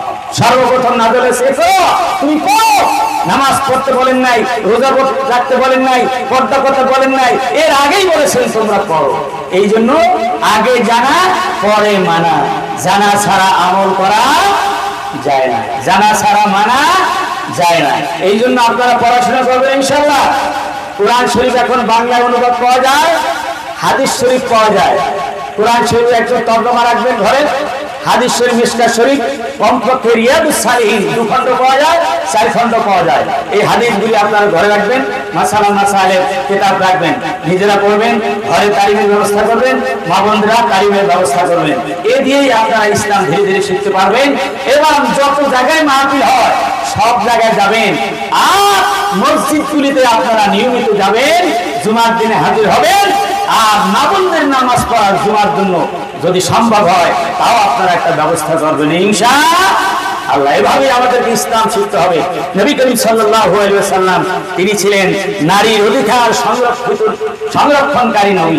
নবী করিম সাল্লাল্লাহু আলাইহি ওয়াসাল্লাম আসার আগে নারীদের কোনো ইজ্জত ছিল না, সম্মান ছিল না, নিরাপত্তা ছিল না, এমনকি জীবন ধারণের অধিকারী কি ছিল না। নারীর জন্ম ছিল মহাপাপ, জীবন্ত তাদের কবর দেওয়া হতো। এসব ইতিহাস কম বেশি আমরা জানি কিনা? জোরে বলেন জানি কিনা? অথচ নবী করিম সাল্লাল্লাহু আলাইহি ওয়াসাল্লাম এই নারীদের শিশু থেকে শুরু করে বড় হওয়া পর্যন্ত, বৃদ্ধ হওয়া পর্যন্ত তাদের সম্মানের ভাগ করেছেন। নবীজি কন্যা সন্তানের ব্যাপারে বলেছেন, মিন বারাকাতিল মারাতি ইত্তিকারুয়া বিল উনসা। নবীজি বলেছেন, যেই মহিলা সর্বপ্রথম কন্যা সন্তান হয়, যেই পুরুষ সর্বপ্রথম কন্যা সন্তানের জনক হয়, এটা হলো বরকতের সর্বোচ্চ স্থান। সুবহানাল্লাহ। মহিলাদের থেকে যে বরকতটা আসলো, প্রথম বরকত হলো কন্যা সন্তান হওয়া। তারপরে সবাই কি কন্যা সন্তান হয়? কথা বলেন, সবাই কি প্রথম কন্যা সন্তান হয়? কারো পুত্র সন্তান হয়, হয় না? কারো পুত্র হয়, কারো কি হয়? কন্যা হয়। কারো কিছু হয় না, সব কিছু কার দান? কিন্তু আল্লাহ নবী বলেছেন কন্যা সন্তান হওয়া বেশি বরকতের। কিন্তু আমাদের সমাজ হলো উল্টা, কন্যা সন্তান যদি হয় তাহলে দায়ী করে স্ত্রীকে। জোরে বলেন ঠিক কিনা? কাকে দায়ী করে? এই কথা বলেন না কেন? কাকে দায়ী করে? স্ত্রীকে দায়ী করে। আসলে কি স্ত্রী দায়ী? স্ত্রী দায়ী? কন্যা ছেলে সন্তান আর স্বামী স্ত্রী দুইজনের একান্ত মিলনের মাধ্যমে এই সন্তান হয়। দায়ী যদি হয় উভয় হবে, আর দায়ী না হলে কেউ হবে না। আসলে পুরুষ আর মহিলা কেউ দায়ী না, এটা হলো আল্লাহ রাব্বুল আলামিনের দয়া। আল্লাহ পাক বলেন, কাউকে আমি ছেড়ে দেই, কাউকে মেয়ে দেই, কাউকে ছেলে মেয়ে উভয় দেই, আবার কাউকে আমি আকিম বানায় দেই, বাজা এবার কিছুই দেই না, সব কিছু আমার কুদরতের খেলা। আল্লাহু আকবার। তুমি পাইয়াও আলহামদুলিল্লাহ বলতে হবে, আর না পাইয়াও আলহামদুলিল্লাহ বলতে হবে। তুমি যদি সন্তান না পাও তাহলে আলহামদুলিল্লাহ, আর সন্তান পাইলেও কি আলহামদুলিল্লাহ। সন্তান পাওয়ার পর পরিচর্যার জন্য আলাদা দায়িত্ব হয়ে যাবে। এরপরে নবীজি বলেছেন, এই সন্তান, কন্যা সন্তান যখন বড় হয়ে যাবে, এর যখন বিবাহ হয়ে যাবে, তখন তার নাম হয় স্ত্রী, তার নাম হয় বধূ। সুবহানাল্লাহ। এই কন্যা সন্তানের থেকে আরো এক ধাপ মর্যাদা বৃদ্ধি পেয়ে যায়। নবীজি বলেছেন আল মারাতু রায়াতুন আলা বাইতি যাওজিহা। নবী করিম সাল্লাল্লাহু আলাইহি ওয়াসাল্লাম বলেছেন, যখন স্ত্রী হিসাবে কোন কন্যা সন্তান কারো বিবাহিত হয়ে ঘরে যাবে, তখন স্ত্রী ওই ঘরের ভিতরে সম্রাজ্ঞী রানীর মর্যাদা পেয়ে যাবে। সুবহানাল্লাহ। নবীজি আরো বলেছেন দুনিয়া কুল্লুহা মাতা ওয়া খায়রু মাতাইদ দুনিয়া আল মারআতু সালিহা। নবীজি বলেছেন, এই জাগতিক যা কিছু দেখতে পাও, বিশাল আকাশ ধরা এই পৃথিবীতে সবগুলি হলো মানুষের জন্য, উপকারের জন্য আল্লাহ পাক সৃষ্টি করেছেন। সবগুলো উপভোগ্য সম্পদ, সবগুলি সম্পদ। এই শ্রেষ্ঠ সম্পদের ভিতরে শ্রেষ্ঠ সম্পদ হলো একজন স্বামীর জন্য উত্তম স্ত্রী। সুবহানাল্লাহ। একজন মারাতু সালিহা, একজন নেককার বিবি একজন পুরুষের জন্য সবচাইতে শ্রেষ্ঠ সম্পদ। যখন ঘরে আসে ক্লান্ত শ্রান্ত নিয়ে হাসি মুখ দিয়ে স্বামীকে বরণ করে, তার কলিজাটা ঠান্ডা হয়ে যায়। সারাদিনের ক্লান্ত শ্রান্ত শরীরের সব দুর্বলতা চলে গিয়ে মিলান হয়ে যায় বউয়ের এক নির্মল হাসিতে, হাসির ছোঁয়ায়। জোরে বলে ঠিক কিনা? যখনই তাকে কোনো কিছু আদেশ দেয়, সাথে সাথে সে পালন করে। আর সে কি করে? নিজের সতীত্বকে হেফাজত করে, এবার স্বামী ঘর দুয়ার হেফাজত করে, সন্তানকে লালন পালন করে। নবী করিম সাল্লাল্লাহু আলাইহি ওয়াসাল্লাম বলেছেন আরবাউ মা উতিয়াহুন্না ফাকাদ উতিয়া খায়রাদ দুনিয়া ওয়াল আখিরা। চারটা জিনিস যাকে দেওয়া হয়েছে, আল্লাহ রাব্বুল আলামিন, আল্লাহ নবী বলেন, দুনিয়া আখিরাতের সমস্ত নিয়ামত তাকে দেওয়া হয়েছে। এক নাম্বার হলো কলবুন শাকিরুন, কৃতজ্ঞতা প্রকাশকারী, শুকরগুজারি করো। দ্বিতীয় নাম্বার জাকিরুন লিসানুন জাকিরুন, জিকিরকারী জবান। আর তৃতীয় হলো বদনুন আলাল বালায়ে সাবিরুন। আর ওই রকম একটা শরীর, বিপদ আপদ মুসিবত আসলেও আল্লাহ রাব্বুল আলামিনের উপরে ভরসা করে সে ধৈর্য ধারণ করে। সুবহানাল্লাহ। আর তৃতীয় হলো যে ওয়াজাওজাতুন লা তাবগিহি খাওনান ফি নাফসি ওয়া মালিহি। আর এমন একজন স্ত্রী, যে স্ত্রী সতীত্বের হেফাজত করে, স্বামীর সম্পদ হেফাজত করে, তার অনুপস্থিতিতে তার সতীত্ব বিনষ্ট করে না। কেন করে না? বলেন আল্লাহু আকবার। আমার ভাইরা, এমন সতীত্বের হেফাজতকারী স্ত্রী আমরা চাই কিনা? স্ত্রী আমরা চাই কিনা? তাহলে আমার সন্তানকে, কন্যা সন্তানকে কোরআন শিখাতে হবে, দ্বীন শিখাতে হবে। তাহলে এইরকম স্ত্রী প্রত্যেকের ঘরে ঘরে পৌঁছে যাবে। এটা মা বাবার কি দায়িত্ব। স্বামী চাইলেই তো এরকম নেককার বিবি পাবে না। নেককার বিবি পাওয়ার জন্য আল্লাহর কাছে দোয়া করতে হবে। আর মাতা পিতাকে এরকম নেককার বিবি তৈরি কি করে দিতে হবে। আল্লাহ পাক কবুল করুন। সকলে বলেন আল্লাহুম্মা আমিন। তৃতীয় নম্বরে, এই কন্যা সন্তান বধূ হয়ে গেল। এই বধূর যখন আবার সন্তান হলো, তখন তার এমন একটা নাম হয়, যেই নাম বিশ্বজোড়া আদরের নাম। এমন একটা আদরের নাম, সম্মানের নাম, আকাশের নিচে জমিনের উপরে আর নাই।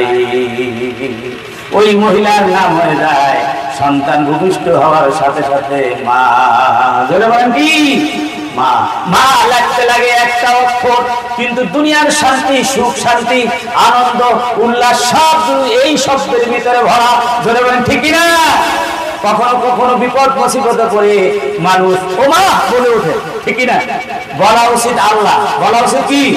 আল্লাহ। কিন্তু মাকে যেন কাছে পায়, সেই জন্য বলে উঠে ও মা, ঠিক কিনা বলেন? আর মায়ের কথা স্মরণ করলেই যেন বিপদটা কেটে যাবে এমনটা লাগে, ঠিক না ভাই? ঠিক না ভাই? এমন মাকে আপনি কষ্ট দেবেন নাকি? এমন মাকে কষ্ট দিবেন, তাহলে জান্নাত পাবেন না। নবীজি বলেন ইন্নাল জান্নাতা তাহাতা আকদামি উম্মাহাতিকুম, তোমাদের মায়েদের পদতলে আল্লাহর জান্নাত। সুবহানাল্লাহ। পুরুষের পায়ের তলে থাকে স্যান্ডেল, জুতা, আর মায়ের পদতলে থাকে পুরুষের জন্য জান্নাত, তার সন্তানের জন্য জান্নাত। বলেন আল্লাহু আকবার। এর মানে কি? এর মানে মায়ের পায়ের তল খুললে জান্নাত পাওয়া যাবে? খুলে ফেললে জান্নাত পাবেন? এর মানে হলো মায়ের পিতা এমন খেদমত করবেন, এমন ভালোবাসা দিবেন, এমন সম্মান করবেন, এই পৃথিবীতে এর চাইতে আর বড় সম্মানী আর কেউ হতে পারে না। সুবহানাল্লাহ। এমন ভাবে সম্মান ইজ্জত যদি করেন, খেদমত করেন, তাহলে আল্লাহ রাব্বুল আলামিন আপনাকে জান্নাত দিবেন। শিওর সুবহানাল্লাহ বলেন। নবীজি বললেন হুমা জান্নাতুকা হুমা নারুকা। সাহাবী প্রশ্ন করলেন আল্লাহর রাসূল, মা বাবার খেদমত করলে কি হবে, না করলে কি হবে? নবীজি সংক্ষেপে জবাব দিলেন হুমা জান্নাতুকা হুমা নারুকা। মা বাপ তোমার জন্য জান্নাত আর মা বাপ তোমার জন্য জাহান্নাম।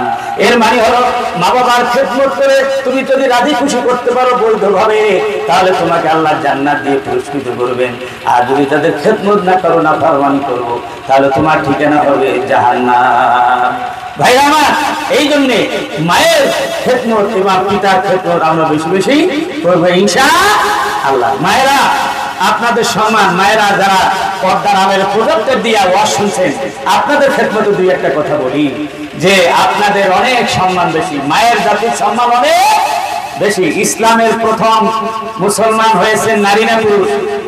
কথা বলেন, নারী না পুরুষ? তার নাম কি? খাদিজাতুল কুবরা বিনতে খুয়াইলিদ রাদিয়াল্লাহু তাআলা আনহা, জাওজাতুন নবী সাল্লাল্লাহু আলাইহি ওয়াসাল্লাম। প্রথম ইসলাম কবুল করছে নারী। কোরআন শরীফের 114টা সূরার মধ্যে পুরুষের নামে সূরা কয়টা? একটাও নাই, ঠিক না? মহিলার নামে সূরা একটা আছে না নাই? কি নাম? সূরাতুন নিসা।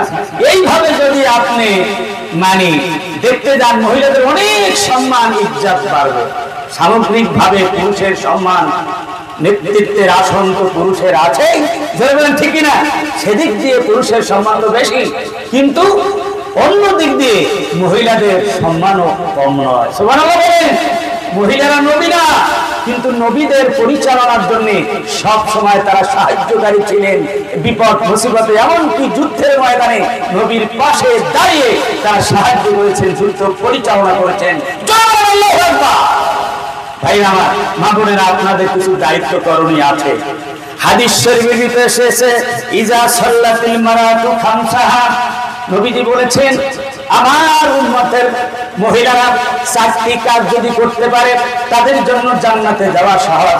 1 নাম্বার হলো 5 ওয়াক্ত সালাত অর্থ মোতাবেক পড়তে হবে। 5 ওয়াক্ত সালাত কি করতে হবে? অর্থ মোতাবেক করতে হবে। অনেক মহিলারা নামাজ পড়ে ঠিক, কিন্তু নামাজ কাজা করে। নামাজ কি করে?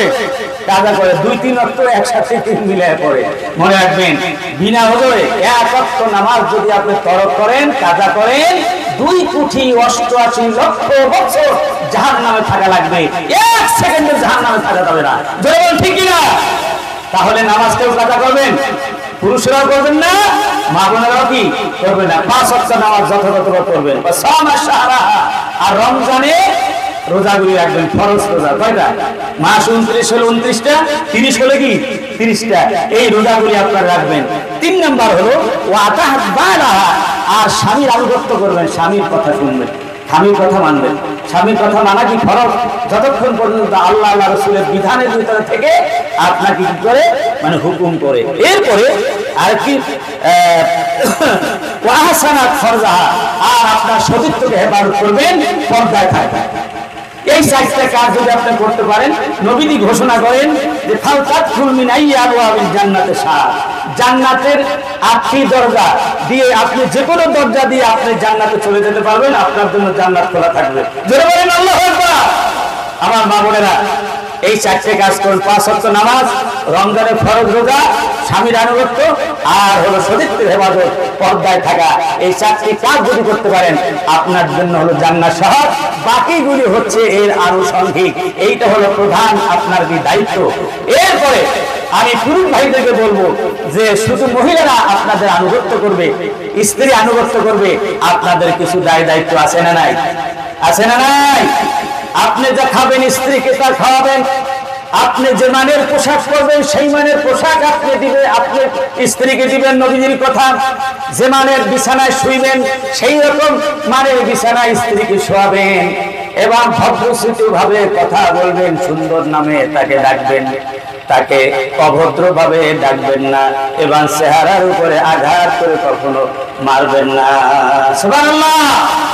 কিন্তু অনেক পুরুষের আছে মানে তার স্ত্রীর উপরে রাগান্বিত হলে ব্যালেন্স হারিয়ে ফেলে, নিজে মনে করে আমি একজন সিরাজ নবাব সিরাজউদ্দৌলা বাংলাদেশের প্রেসিডেন্ট, আর স্ত্রী হলো একজন বোবা, একজন মানে গোলাম দাসী, ঠিক কিনা বলেন? সে চুপ করে থাকবে, সে কিছুই বলতে পারবে না। বিষয়টা কি এরকম? অথচ আল্লাহ পাক বলছেন হুল্লা লিবাসুল লাকুম ওয়া আনতুম লিবাসুল লাহুন্না, তুমি স্ত্রীর জন্য পোশাক, স্ত্রী তোমার জন্য পোশাক। অর্থাৎ তুমি আদর্শ স্বামী হলে স্ত্রীর জীবন সার্থক, স্ত্রীর জীবন সৌন্দর্যমণ্ডিত হবে। আর মানে স্ত্রী যদি ভালো হয় তাহলে তুমি পুরুষ নামে স্বামী নামে তোমার জীবনটা সার্থক হবে। জনগণ ঠিক কিনা? যেই ঘরের স্ত্রী যুদ্ধবাজ, তর্কবাজ, ঝগড়াবাজ, সেই ঘরটা হলো পৃথিবীর এক জাহান্নাম। জোরে বলেন ঠিক কিনা? আর যেই ঘরে আগে বলছিলাম হাসি মুখে বাইক থেকে যখন যাবেন, হাসি মুখে আপনার বাজারের ব্যাগটা ছোট হোক বড় হোক যে কোনো অবস্থা আসেন, বাজারের ব্যাগের দিকে তার নজর থাকবে না, নজর থাকবে আপনার মুখের দিকে, সালাম দিয়ে বরণ করে নিবে। সেই ঘরটা হলো বেহেশত। এমন বেহেশত বানাইতে চাই কিনা আমরা? ঘরটা বেহেশত বানাইতে চাই না? মাবেনার আওয়াজ শুনছেন? আপনারা ঘরটাকে বেহেশত বানাইতে পারেন? আপনারা বেহেশত বানাইতে পারেন? শুধু বেহেশত বানাবেন এই জন্য দায়িত্ব করেন। হ্যাঁ, মানে যে অনেকে বলে যে পরিবার সুন্দর হয় রমণীর গুণে, বলে না? তার সব দায়িত্ব রুমে যদি সুপুরুষ হয়, সঙ্গী হয় তার মানে স্বামী, অর্থাৎ মানে এই ওয়াজটা কেউ করে না। অর্থাৎ রমণীর গুণে পরিবার সুন্দর হবে যদি সুপুরুষ তার সঙ্গে থাকে। যেরকম ঠিক কিনা? স্বামী যদি হয় বেয়াদব, স্বামী হয় মদদি, স্বামী হয় বেনারদি, তাহলে সেই ঘর কি সুখের ঘর হবে? উভয় দিনদার ইমানদার হইতে হবে। এই জন্য তার সাথে সুন্দরভাবে কথা বলবেন। অনেক বেকুব আহমদ লোক আছে আপনাদের এলাকায় নাই, স্ত্রীকে কথায় কথা বলে এই শুয়োরের বাচ্চা, এই গাধার বাচ্চা, বলে কিনা? কথা বলবেন, বলে কিনা? বলে। এটা কি ভালো কথা? এরকম বলবেন আপনারা? আজ থেকে আর কোনোদিন বলবেন? কারা কারা বলবেন? হাত তুলে দেখান, ওয়াদা করেন যে না স্ত্রীকে গালি দেবো না, স্ত্রী গালি দেবো না। হাত তুলেন। কেউ দেব না। আপনি যদি গালি দেন আপনাকে গালি দিয়ে ছাড়বে, একদিন না একদিন এইটা সুদে আসলে উঠাইবে। কোন দিন জানেন? কোন দিন বলেন তো দেখি? অর্থাৎ যেই দিন আপনার ছেলে একটু একটু কথাবার্তা বলে, এক জায়গায় বসা আছেন, ছেলেটা বেশি দুষ্টামি করতেছে, এইটা ধরে ওইটা ধরে, এইটা ভাঙে ওইটা ভাঙে, তখন ওই বউ কি বলে জানেন? এই শুয়োরের গোষ্ঠী, চুপ! কাকে বলছে? ছেলেটাকে বলছে, ঠিক না? কিছু বুঝতে পারছেন? কিছু বুঝতে পারছেন? কি বুঝলেন? এই শুয়োরের গোষ্ঠী তার মানে কি? এই ছেলে তুই শুয়ার, তোর বাপে শুয়ার, তোর দাদা শুয়ার, তোর দাদা শুয়ার, 14 গোষ্ঠী শুয়ার। ওই যে কয়েকবার বলছেন আপনি, সেইটা আজকে একবার সবগুলি ফাইনাল খেলা খেলে দিছে। ঠিক না? সুতরাং কথা দিয়ে মুখ বানাবেন না। আপনারা ভদ্র মানুষ, রাজুলুন কারীম, আর ওনারাও কি মারাতুল কারিমা, মানে ভদ্র মহিলার মধ্যে থাকতে দিবেন। সবাই সুন্দরভাবে একে অপরের সহযোগী হবেন। রাতের আধারে যখন আপনি নামাজ পড়তে উঠবেন, কাজকর্ম করতে, স্ত্রী আপনি বাইরে থেকে আসছেন, মসজিদ থেকে আসছেন, নামাজ পড়ে, বউ এখনো নামাজ পড়ে নাই, তার কাছে গিয়ে কাজ থেকে গরম করে নিজে কাজ ধরে বউকে বলবেন তুমি নামাজ পড়ে আসো, যাও তুমি নামাজ পড়ে আসো। আপনার একা নামাজ দিয়ে জান্নাতে যাইতে পারবেন না। ঠিকই না? বউ নামাজি হতে হবে, সন্তান নামাজি হতে হবে। আল্লাহ পাক বলেন কুল আনফুসাকুম আহলিকুম, না তুমি বসে তোমার পরিবার পরিজনকে জাহান্নামের আগুন থেকে বাঁচাও। বিশ্বনবী যিনি হাত তুলতে দেরি কবুল হতে দেরি নাই, যিনি হচ্ছেন আল্লাহর প্রিয় হাবিব, তিনি না হলে কিছুই হতো না। সেই রাসূল সাল্লাল্লাহু আলাইহি সাল্লাম ঘরে যখন যেতেন কখনো তিনি ঘর ঝাড়ু দিতেন, বিশ্বাস করেন সুবহানাল্লাহ, তিনি ছেঁড়া কাপড় সেলাই করতেন, তিনি ছাগল ভেড়ার মানে দুধ তিনি দহন করতেন, জুতা সিলাইতেন। আল্লাহু আকবার! এর চাইতে আর শ্রেষ্ঠ রাসূল, মানবিক রাসূল আপনি কোথায় পাবেন? সেই রাসূলের আদর্শগুলি আমাদের বাস্তব জীবনে আমাদের অনুকরণ করা লাগবে কিনা? জরুরি লাগবে কিনা? এইভাবে করে রাসূলুল্লাহ সাল্লাল্লাহু আলাইহি ওয়াসাল্লামের একটা আদর্শের কথা যদি আমরা বলি, রাত ফুরিয়ে যাবে কিন্তু শেষ হবে না। এই জন্য আপনাদেরকে বলবো, আপনারা সিরাতের গ্রন্থ করবেন। সিরাতের বই, কোরআন হাদিস তো পড়বেনই। একটা বইয়ের কথা বলবো, দুইটা বইয়ের কথা বলবো। একটা হলো শামাইল তিরমিজি, আর একটা হলো রাহিকুল মাহতুম।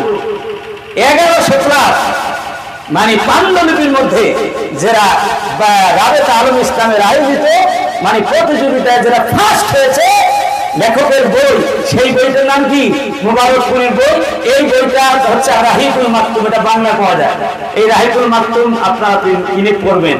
আর শামাইলে তিরমিজি, শামাইলে তিরমিজিতে আমি যা কিছু বলছিলাম এর চাইতে চমৎকার বর্ণনা এই শামাইলে তিরমিজির মধ্যে কি আছে। এই দুইটা বই কিনে আপনারা পড়বেন রাসূল সম্পর্কে এবং রাসূলের দৈনন্দিন জীবনে আমল সম্পর্কে আপনারা জানতে পারবেন। আল্লাহ পাক আমল করার তৌফিক দান করেন। সকলে আল্লাহুম্মা আমিন। 5 ওয়াক্ত সালাত জামাতের সাথে আদায় করবেন। রমজানের সামনে আসতেছে, রমজানের ফরজ রাখবেন। যাদের যাকাত ফরজ হয়েছে যাকাত আদায় করবেন। হজ যাদের ফরজ হয়েছে গরিমসি না করে আপনারা তাড়াতাড়ি হজ করে আসুন, কারণ হায়াত আপনার সাপোর্ট নাও করতে পারে। প্রতিদিন কোরআন শরীফ তেলাওয়াত করবেন, সকালবেলা কোরআন শরীফ তেলাওয়াত করবেন, কমপক্ষে 5 আয়াত, কমপক্ষে 2টা হাদিস আপনি পড়ার জন্য চেষ্টা করবেন। যদি নিজে না পড়তে পারেন, শিক্ষিত ছেলে, শিক্ষিত মেয়ে অথবা কোনো ভাই ভাতিজা তাদের দর্শের আসরে বসে আপনি শিক্ষা গ্রহণ করবেন ইনশাআল্লাহ।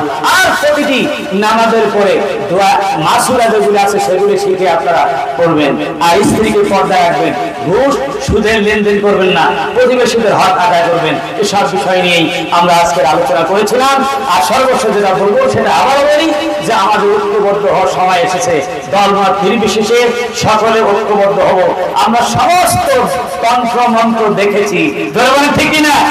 আমরা অনেক চেতনাবাদ সরকারকে দেখেছি, কোন চেতনায় বাংলাদেশের মানুষের অধিকার প্রতিষ্ঠিত করতে পারে নাই। স্বাধীনতার 54 বছর পর্যন্ত এই দেশের মানুষের সত্যিকার অধিকার প্রতিষ্ঠা করতে বিগত সরকারগুলি ব্যর্থ হয়েছে, ঠিক কিনা?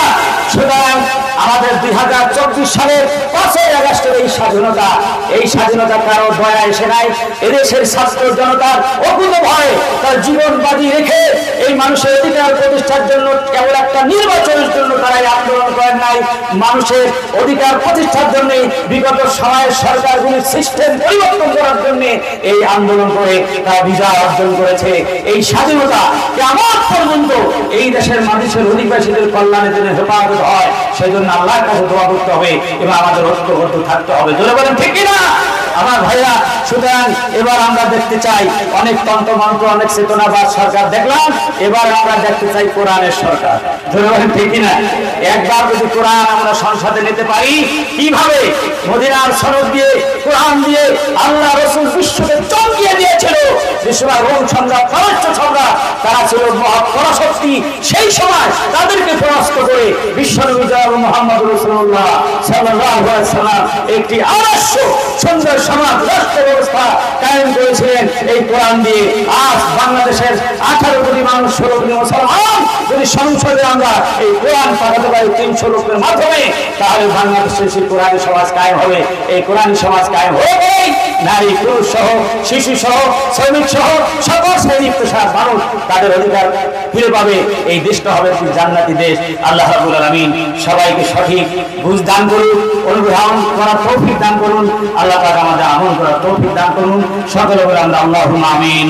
ওয়া আখিরু দাওয়ানা আলহামদুলিল্লাহি আলামিন। আসসালামু আলাইকুম ওয়া রাহমাতুল্লাহি তাআলা ওয়া বারাকাতুহু। প্রবাসী সহ গ্রামবাসী সকলের জন্য দোয়া করে আপনি কিছু বলুন না? সম্মানিত হাজিরিন, এখন দোয়া হবে, দোয়া সবাই শামিল হবেন। ইস্তেগফার করেন। আস্তাগফিরুল্লাহ রাব্বি মিন কুল্লি যামবি ওয়া আতুবু ইলাইহি লা হাওলা ওয়ালা কুওয়াতা ইল্লা বিল্লাহিল আলিয়্যিল আযীম। সবাই পড়েন না ভাই? আস্তাগফিরুল্লাহ রাব্বি মিন কুল্লি যামবি ওয়া আতুবু ইলাইহি লা হাওলা ওয়ালা কুওয়াতা ইল্লা বিল্লাহিল আলিয়্যিল আযীম। কালিমা শাহাদাত আশহাদু আল্লা ইলাহা ইল্লাল্লাহ ওয়াহদাহু লা শারীকা লাহু ওয়া আশহাদু আন্না মুহাম্মাদান আবদুহু ওয়া রাসূলুহু। আল্লাহুম্মা আমিন।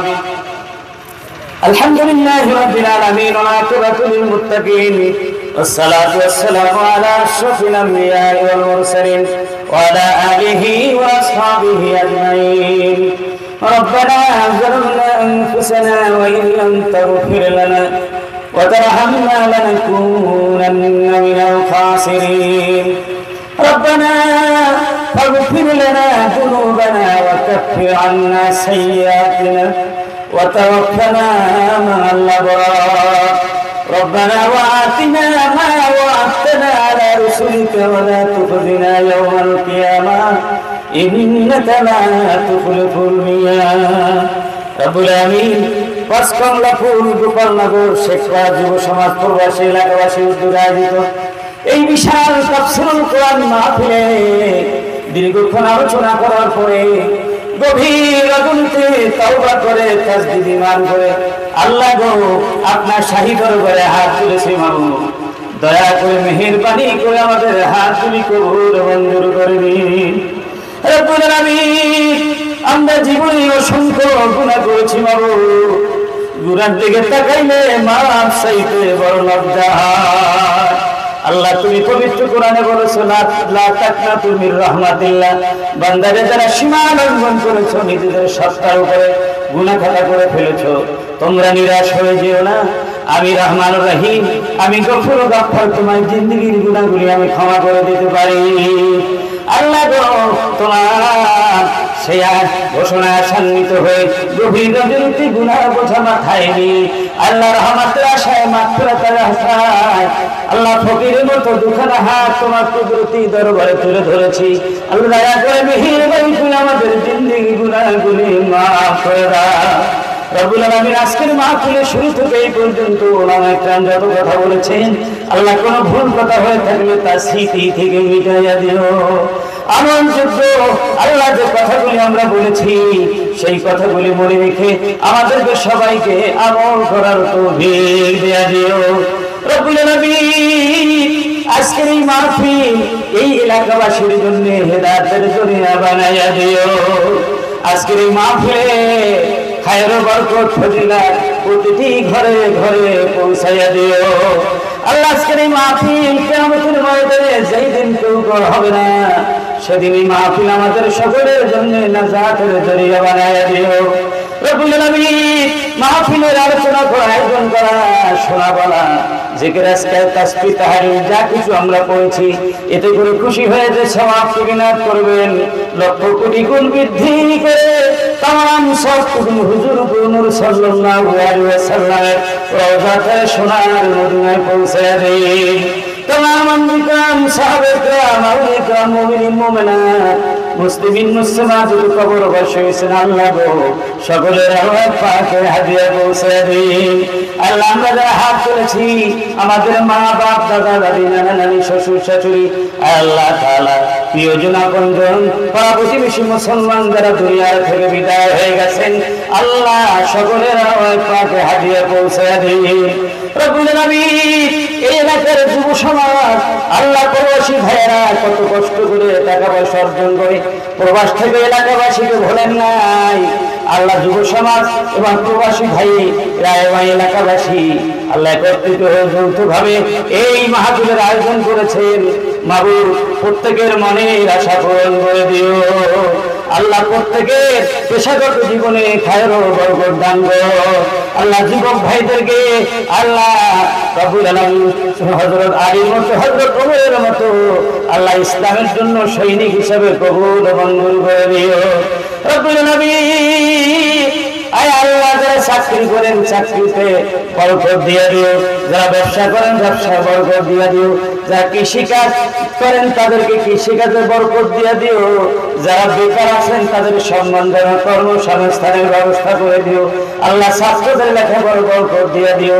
প্রবাস জীবনে এই এলাকার থেকে যে সমস্ত ভাইরা প্রবাসী অবস্থা আছে, বহু দূর দূরান্তে আছে, আয় আল্লাহ তোমার মা বাবার আত্মীয় স্বজনের মুখে হাসি ফুটানোর জন্য দুইটা হালাল পয়সা অর্জনের জন্য বিদেশে গিয়েছেন, আল্লাহ দয়া করে মেহেরবানি করে সেখানে শারীরিক মানসিক সুস্থ থেকে আল্লাহ যে যে দায়িত্ব পালন করে সেই দায়িত্ব পালন তৌফিক দিয়ে দিও। আল্লাহ রব্বুল আলামিন তাদের কাজে কর্ম বরকত দিয়ে দিও, শারীরিক মানসিক সুস্থ রাখিও।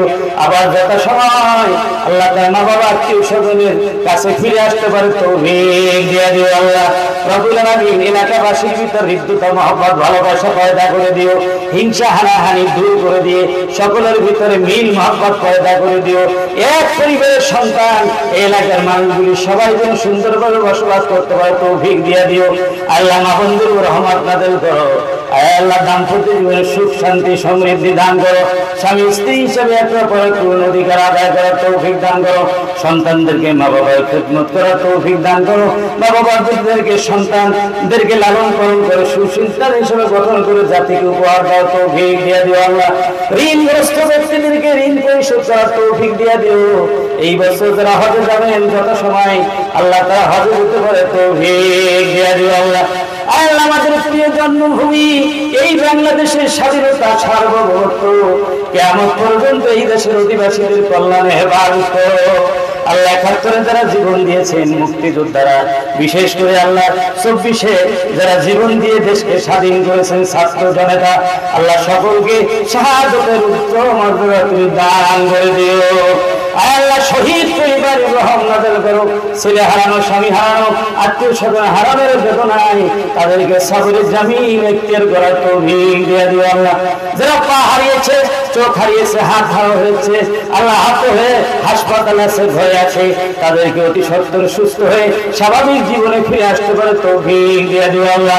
এই সমস্ত আহত নিহতদের পাশে সরকার এবং ধনাঢ্য পরিবারদেরকে সাহায্য এগিয়ে আসার তৌফিক দান করো।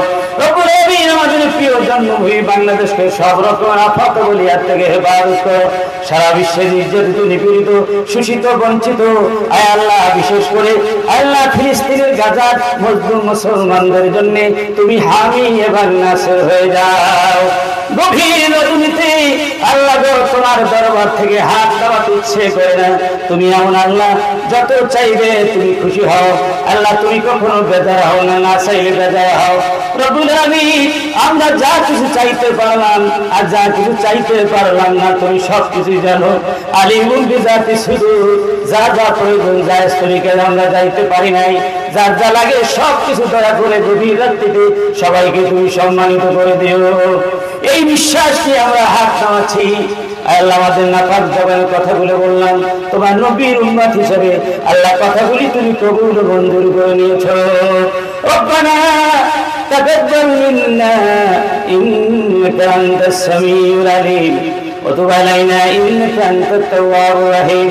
بجود سبحان ربك رب العزة عما يصفون وسلام على المرسلين والحمد لله رب العالمين. واجعل آخر كلامنا عند الموت لا إله إلا الله محمد رسول